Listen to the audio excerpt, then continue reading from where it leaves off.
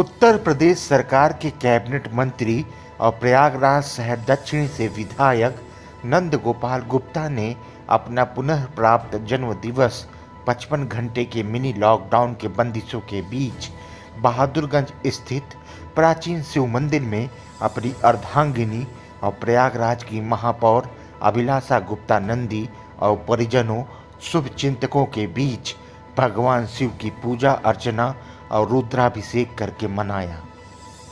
इस दौरान शिव मंदिर और उसके आसपास के क्षेत्र को जहां आकर्षक ढंग से सजाया गया, वहीं कैबिनेट मंत्री के समर्थकों, क्षेत्रीय नागरिकों, व्यापार जगत के लोगों और शुभचिंतकों ने तमाम सोशल साइट्स के माध्यम से ऑनलाइन जुड़कर नंद गोपाल गुप्ता को पुनर्प्राप्त जन्मदिवस की शुभकामनाएं दी और उनके दीर्घायु होने की प्रार्थना की। गौरतलब है कि कैबिनेट मंत्री नंद गोपाल गुप्ता नंदी पर सन 2010 में इसी दिन शिव मंदिर जाते समय रिमोट कंट्रोल बम से हमला हुआ था, जिसमें मौके पर ही 2 लोगों की मौत हो गई थी, जबकि मंत्री नंद गोपाल गुप्ता नंदी गंभीर रूप से घायल हो गए थे और 7 महीने तक जीवन मृत्यु से संघर्ष कर एक नया जीवन लेकर वापस लौटे थे। उसी दिन से मंत्री हर साल भगवान देवाधिदेव के दरबार में हाजिरी लगाकर अपना पुनर्प्राप्त जन्म दिवस मनाते आ रहे हैं। इस विशेष आयोजन पर कैबिनेट मंत्री नंद गोपाल गुप्ता नंदी कहते हैं कि उनके साथ क्या हुआ इसके सब साक्षी हैं। लोगों की दुआओं और आशीर्वाद के चलते ही वो दोबारा लोगों की सेवा करने योग्य हुए हैं।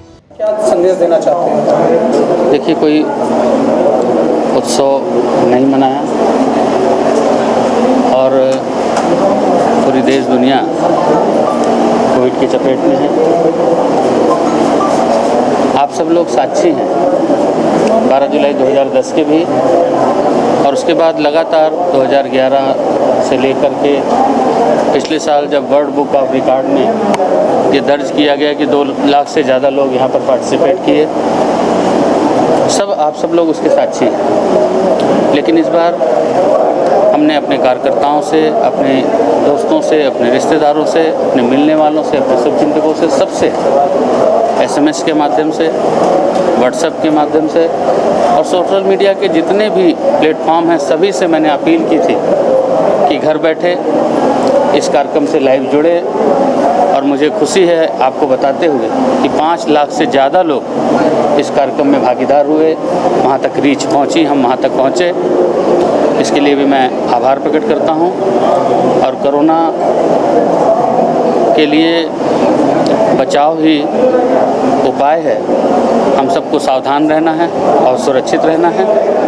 और पुनः मैं ये पुनर्प्राप्त जन्मोत्सव इस अवसर पर भगवान शिव की आराधना हमने की है, उनकी पूजा हमने की है।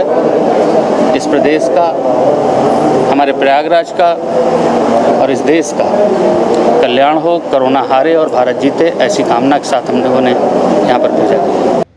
वहीं मंत्री नंद गोपाल गुप्ता नंदी की पत्नी और प्रयागराज की महापौर अभिलाषा गुप्ता नंदी कहती हैं कि भगवान शिव का आशीर्वाद उन्हें हमेशा मिला है, जिसके चलते उनका पूरा परिवार आज उनके साथ है। भगवान रुद्र से सिर्फ और सिर्फ यही प्रार्थना है कि सब सुरक्षित रहें और कोरोना का जल्द से जल्द खात्मा हो।